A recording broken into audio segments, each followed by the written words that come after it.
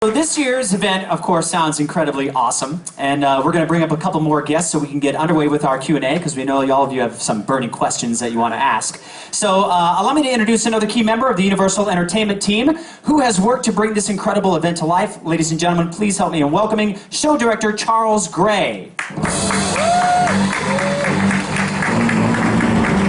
Hey, Charles. Hey.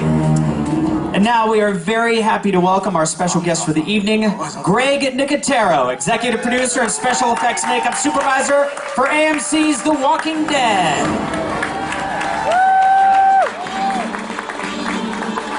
Hi guys. I'm just gonna sit in my chair right here. Now, it's being embroidered right now. Oh, hold on. In just a moment, we'll take questions from the audience for these gentlemen on stage. And we've got members of our PR team that are in the audience there, so they'll come by with a microphone. You'll be able to stand and address the panel here with your question. But just to kind of start things off, Charles, how did the entertainment team tackle Halloween Horror Nights 26 after the iconic 25th anniversary of the event last year? Yeah, so last year was iconic. It was huge. It was amazing. And right away, I remember walking with Patrick the very first night of that event. We walked into the Uber house and we went, time to get to work. Time to get to work on next year. So immediately we start strategizing. Step number one was we have Chance, our icon. She's the backbone of this event. And then from there, what brands we were going to represent. We have an amazing lineup this year. And then for the originals, we had to look at what we already have. We have residential, we have some classic, we have the bedroom, we have the hotel. So all these different looks. So we came up with an Old West genre, all right? We have the Tomb of the Ancients going down underground. So we marry all those things together to kind of check all the boxes. So there's something for everybody in this event this year. We're very proud of it. Awesome. Thank you so much. All right, let's go to the audience. And our first question, where do we have our two representatives out there? Yes, over on the side. Okay, yes, please stand up. You can take that microphone and ask your question. Hello, my question is, where so many of us have already seen these films and TV shows before and kind of know them inside out, how do you keep us on our toes, and can you change things and add things, or how's the kind of side of that? I guess I can answer as far as how we go about attuning ourselves to any of the horror properties that we bring. They are so iconic and they're so memorable and everybody knows everything about them. But that's kind of your Achilles heel, isn't it? It's a film. It's on a flat screen, you're watching it, and you're very passive. We take you and we jump you into a 360-degree immersive environment and actually have Twisty the Clown come after you. We've got walkers from every single angle coming after you. We've got Reagan coming after you. There are, as far as how we bridge that gap, it really is due to the partnerships and the collaborations that we have with people like AMC, that we are able to partner with them so that we are so close to what their perception and what they want to do with their brand, as well as what we know we want to see as fans ourselves. And if we've done that, then hopefully people like it.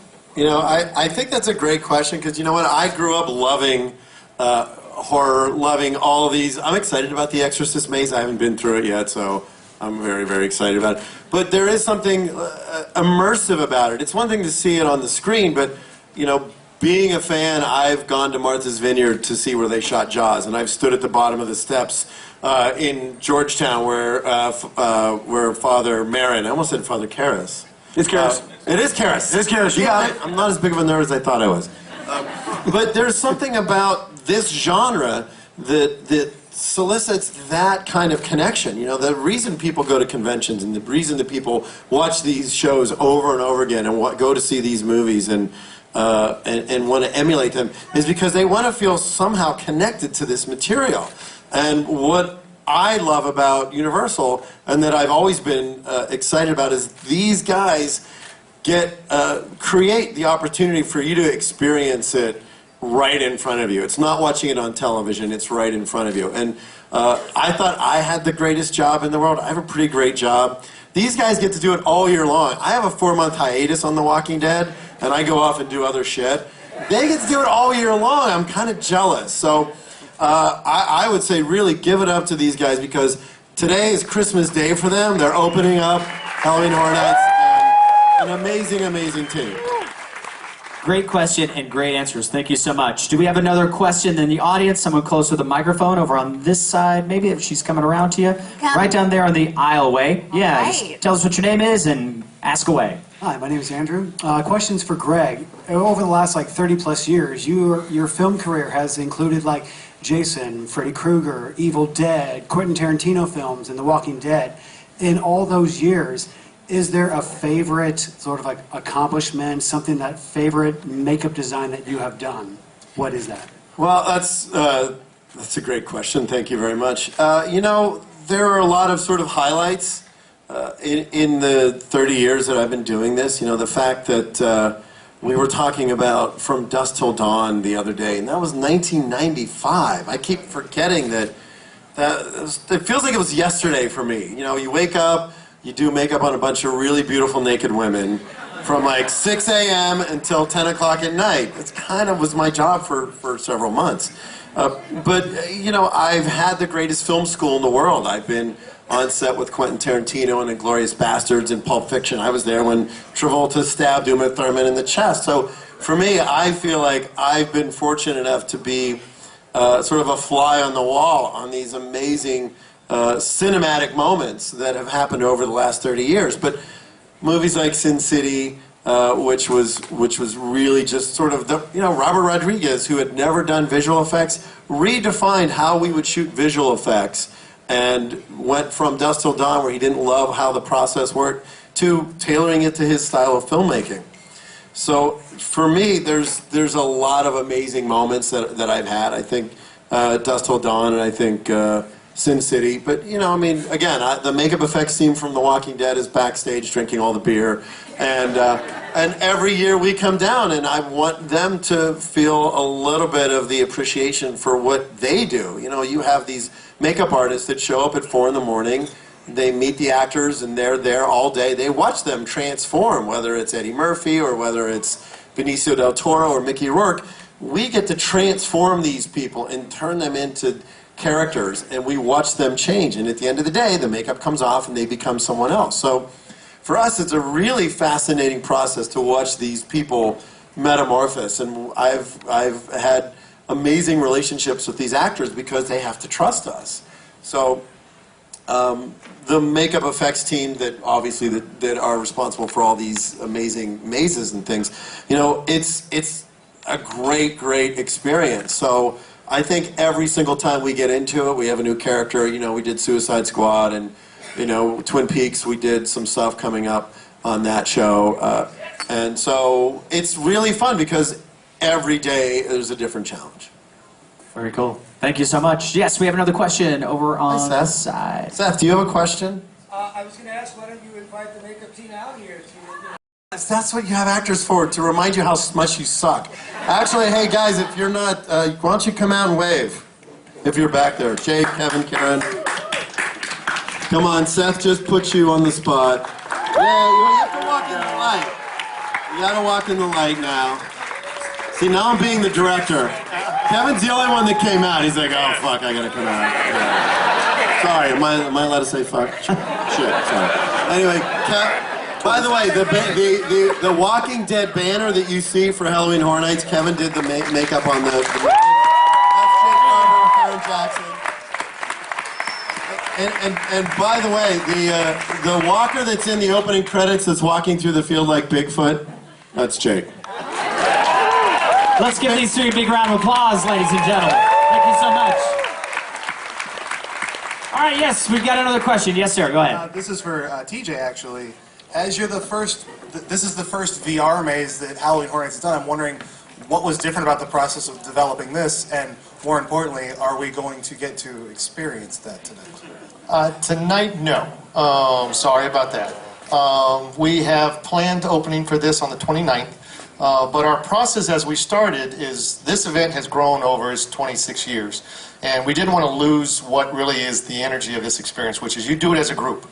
You come together as 5, 6, people, and you experience all of the horror, and there is a dynamic between you and your group. You watch other people getting scared. You like getting scared. So for us, when we started VR, the big thing was you got to do this as a group. You can't do it by yourself. So that was where we started. At the same time, we didn't want to make it all about the digital world. We wanted to make it about the real world, because a lot of what Greg and his team has created is all about that live interaction with characters and environments. So for us, it is a great blend. So this whole experience is about 30 minutes, actually, that takes you through these different worlds of live environments, interaction with characters one-on-one in a small group, puts you into VR to tell a story a certain way that we can't do in physical environments, take you to paranormal places, at the same time end with a grand finale that you have to learn and work together as a group to solve and survive and get out. So for us, we think it takes a lot of what we do really well right now. We add in some of the new tools that are available to us with technology and give you, the audience, the ability to kind of drive your own story. So for us, we're really excited about it. We're really looking forward to you guys getting a chance to experience it and us to learn, like we've done with this event over the 26 years, and figure out how does this propel us into a new world of horror. So hopefully you guys will have fun. All right. Thank you so much, TJ. We have another question out there. Over on this side here. Yes, right up in front. That gentleman there. If you would, go ahead and stand up and take that microphone. There you go. Greg, somebody's got to ask, who is it? Who's what? Oh, you know. Guys, can I tell you how much this sucks? It's been 5 months of me not. I can't answer it. I can't talk about anything. If I do say something, if there's not an apostrophe or a period, then people assume it's crazy. You'll find out soon enough. That young woman has a question. Yes. Hello. Okay, so Here we go. I am a serious fan, my whole family. So what I want to know, I'm trying to make it so maybe you can answer it. Is anybody going to come back that's gone? Are we going to see somebody come back on The Walking Dead? Is anybody going to come back that's gone? You know, I'm not. That's a great question, but it's so broad. Shane's going to come back. We'll bring Shane, Herschel. Oh, I don't know. I would love to see those guys come back. They're kind of dead. It's a little bit. However, I will say that I believe if people don't want to watch the presidential debates, there's going to be a big, like, 2-hour retrospective of the entire 6 seasons of The Walking Dead that will bring people up to speed as to where we are, and they've interviewed all current cast members, all past cast members. It'll be like 2 hours.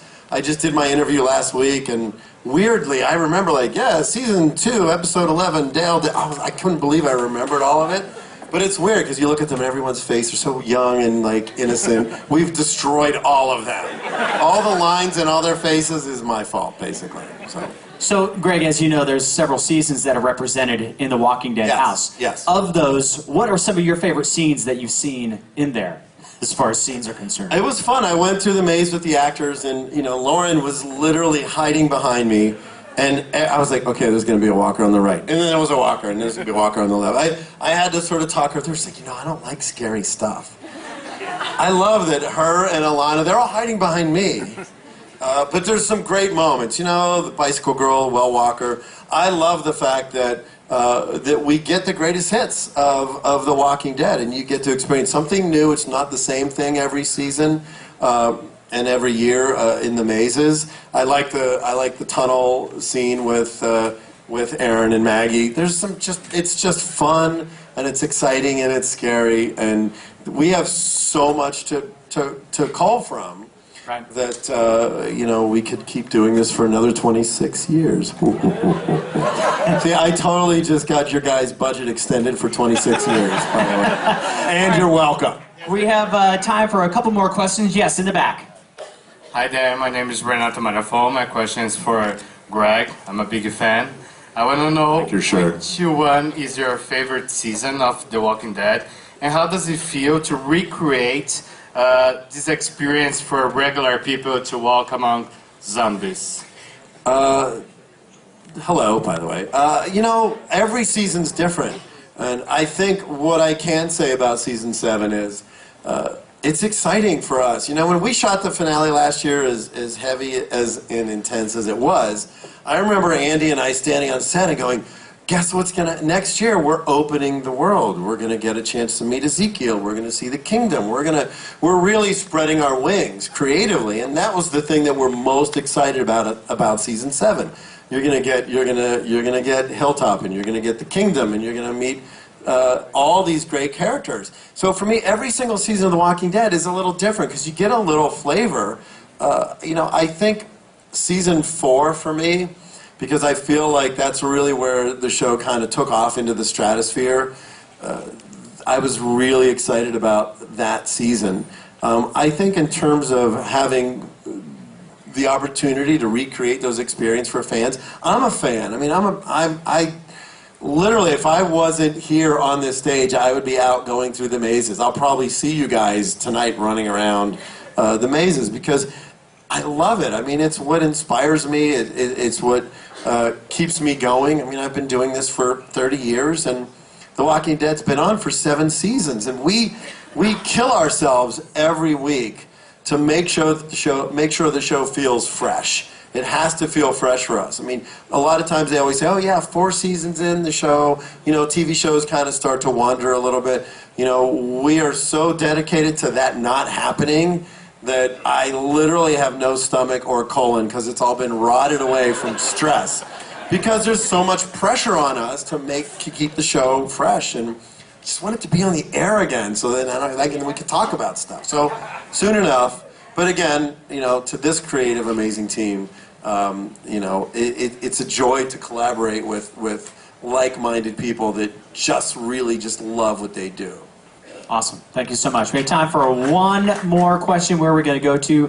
Right over there on the side. Daryl Dixon shirt on though. Norman will be pissed if I don't talk to you, so I'll be right there. Yes, sir. Hey, Greg. As someone that's directed so many big episodes now of the show, as you're walking through these mazes, is there any moments that you've seen where you're like, huh, I kind of wish I had thought about that for an episode, you know, when you're seeing the actors pop out, or alternately, something you're sort of taking notes about for future directing gigs on how they're kind of framing things or playing with the action? You know, there's a big difference. It's a fantastic question. There's a huge difference between being live and shooting film. In shooting film, we can cut, move the camera, everybody can go have a cigarette and drink some water and chill out. We have to concoct our scares artificially with camera angles and lenses and things like that. These guys have to do it live every night. It's way harder to do it live because the audience's expectation, we can't manipulate you guys as much on film because you're not in the room with us. We have to sort of guide you. Whereas here, they have a much harder job because it's happening around you. So you can stand and walk and look to your left or look to your right. The scares have to be much more meticulously crafted. You know, in The Walking Dead, you know, I directed I don't even know how many this year. I directed 3 episodes already. I start my 4th episode on Tuesday, and then I do the finale. And, you know, you sit in the editing room, and you're like, oh, there's a great moment. Let's just extend this moment. I want to see a little bit more of this Walker. I get to sit and cut and play with it and draw out moments that I feel I want the audience to elicit a specific emotion. These guys, it's completely different. Because these guys, it's like they don't get a chance to, like, wait, no, hold on, go back to the beginning of the maze and we're going to try it again. It doesn't work that way. So they have a fantastic opportunity to craft these scares live. Awesome. Thank you so much. I'm sure we could all talk about the different facets of what they'll experience at this year's Halloween Horror Nights, but I think it's time to get you guys out and get your first-hand experience. You guys ready for this? All right, well, ladies and gentlemen, let's give these gentlemen a big round of applause as they make their way out. And, again, a big round of applause for Greg Nicotero, ladies and gentlemen. Right this way, gentlemen. Step right off the stage here. Okay, now in just a few moments, we'll let you guys get out onto your RIP tours. Please look at your credential to find your RIP tour group number and head over to your RIP guide. You can find them all around the soundstage holding signs with your group number. So look for those folks right now, ladies and gentlemen. Enjoy the rest of your evening.